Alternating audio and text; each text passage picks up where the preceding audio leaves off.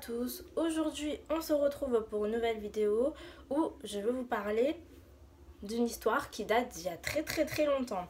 Alors il est vrai que dans ma précédente vidéo je vous avais dit que je vous ferai part de quelque chose qui me tient beaucoup à cœur.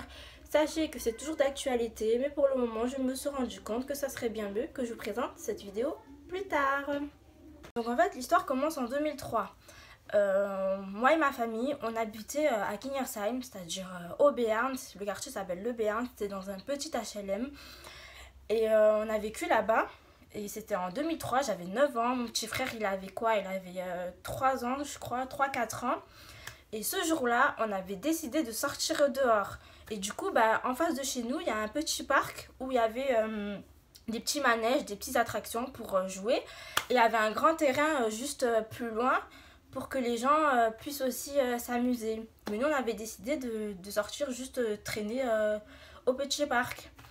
Et de là, moi, il m'est venu à l'idée d'aller appeler une amie. Et il s'avère que cette amie habitait dans le bâtiment qui était, on va dire, le bâtiment de chez moi, il était comme ça.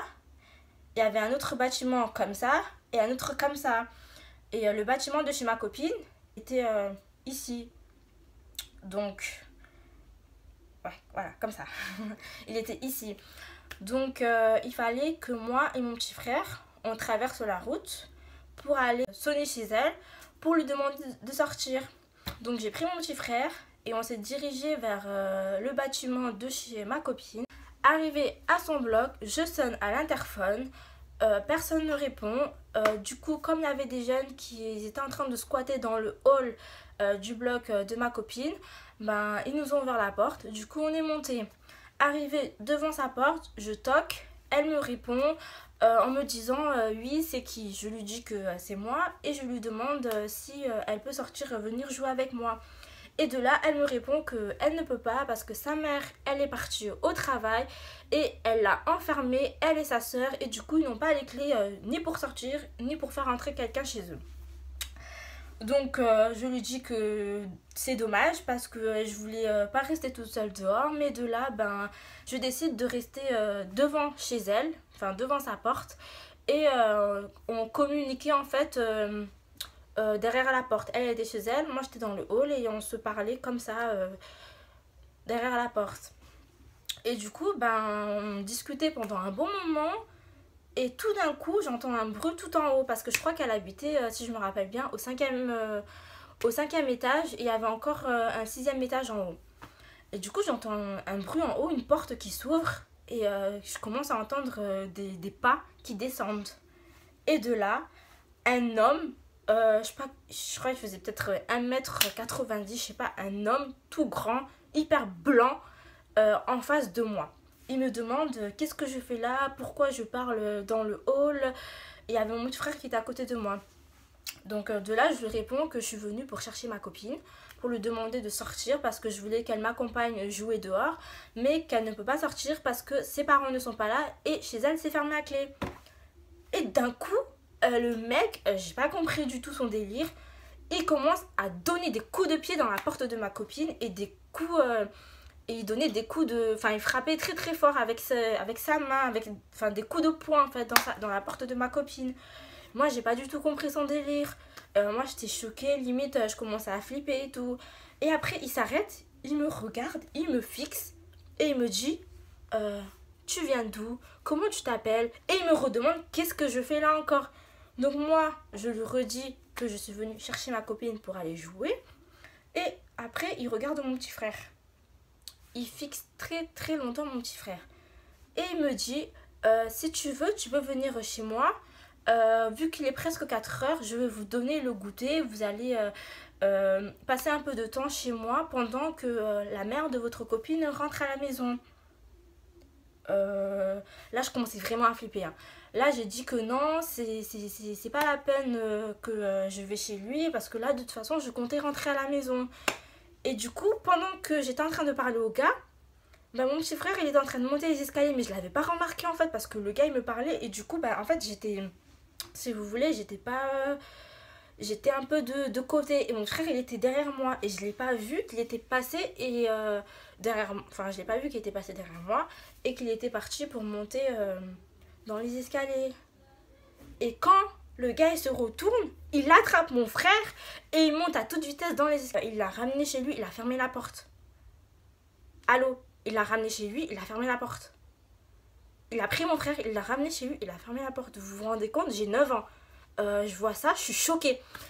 J'ai même pas cherché à comprendre. Midi à 14h, je suis descendue en bas en pleurs. Heureusement, ce jour-là, il y avait les jeunes du quartier en bas. Ils m'ont demandé qu'est-ce qui se passe et tout. Moi, j'étais tellement affolée que j'arrivais même pas à parler. J'étais en panique. Ils m'ont dit calme-toi et réexplique-nous. Et je leur ai dit que voilà, le mec qui habite au 6e étage, il a pris mon frère, il l'a ramené chez lui, il a fermé la porte. Et du coup, on est tous remontés en haut. Et quand on était en train de remonter en haut, il y a une dame qui ouvre la porte du hall. Et elle monte les escaliers en même temps que nous. Et elle était vraiment toute pâle, avec des cheveux longs. C'était une orange. C'était pas une rouquine, hein, mais elle avait des cheveux orange. Et du coup, de là, on voit qu'elle monte aussi au 6e étage et qu'elle se dirige vers la porte du gars qui a pris mon petit frère. Et de là, on lui demande si elle connaît, si elle habite là. Elle nous dit que oui. Donc, je sais pas si c'est sa femme, si c'est sa soeur, j'en sais rien. Et du coup, elle toque à la porte. Le gars, il ouvre la porte. Et de là, on voit mon petit frère qui était derrière le mec en train de pleurer. Du coup, j'ai pris mon petit frère et les jeunes du quartier, ils étaient là, ils ont demandé au gars pourquoi ils ont pris mon petit frère. Et le gars, il est resté tout calme. Il a répondu que voilà, il a senti que mon petit frère, il avait faim. Et du coup, il l'a pris pour lui donner le goûter. Et moi, j'étais en panique. J'ai pris mon petit frère, j'ai descendu les escaliers à toute vitesse et je suis partie chez moi. J'ai raconté à mon père ce qui s'est passé. Et du coup, mon père, il a même pas cherché à comprendre. Midi à 14h, il a pris un t-shirt. Hein, il a pris le premier t-shirt qui était là. Et il l'a mis et il est parti. Il est sorti pour aller chez le mec. Il est sorti pour aller chez le mec qui avait pris mon petit frère. Et de là, quand mon père il arrive, quand tout le monde arrive là-bas, il y avait plein de monde. Et du coup, il y avait aussi les flics parce que mes copines, elles étaient tellement en flip qu'elles ont appelé la police. Du coup, il y avait les flics aussi. Et du coup, mon père, il a même pas cherché à comprendre. Dès qu'il a vu le mec, il a mis une droite, une gauche, pam, pam, pam. Il l'a bien défoncé. Les flics, ils l'ont pris, ils l'ont mis les menottes, ils l'ont emmené en garde à vue.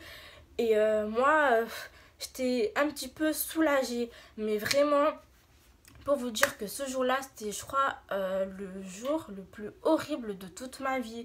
Parce que franchement, je me dis que s'il n'y avait pas eu les jeunes du quartier en bas, je sais pas ce que j'aurais fait parce que c'était vraiment flippant. Le mec, il faisait peur, il était tout blanc, on dirait qu'il était obsédé par quelque chose. Et en plus, la manière dont il a fixé mon frère, c'était vraiment trop flippant. Du coup, voilà, on était tous choqués. Il y avait plein de gens du quartier qui avaient entendu l'histoire, qui étaient choqués parce que, voilà, je m'attendais juste à aller jouer avec une copine. Je m'attendais pas à ce qu'un étranger, un gars que je connais ni d'Adam ni d'Ève, prend mon petit frère et l'emmène de force chez lui et me claque la porte au nez comme ça. Vraiment, j'ai vraiment flippé ce jour-là et je me dis que j'ai eu de la chance qu'il y ait eu les jeunes du quartier en bas. Moi qui dis ouais, ils squattent toujours le hall et tout. Moi aussi je suis une squatteuse du hall parce qu'en hiver il fait tellement froid que nous on allait toujours dans les halls pour squatter. Mais ce jour-là, franchement, je leur remercie beaucoup d'être intervenus et de m'avoir aidé à récupérer mon petit frère. Donc voilà, c'est juste pour vous dire qu'il faut vraiment faire attention aux gens avec qui vous côtoyez quand vous sortez dehors. Parce que ce qui s'est passé, c'était juste à côté de chez moi. Donc voilà, on n'est jamais vraiment à l'abri en fait. Donc il faut vraiment faire très attention avec qui on parle à l'extérieur. Donc voilà, ma vidéo est enfin terminée. J'espère que vous serez nombreux à vous abonner. J'espère aussi que ma vidéo vous aura plu et que vous serez encore nombreux à me suivre. Je vous fais des gros bisous et je vous dis à la prochaine. Bye.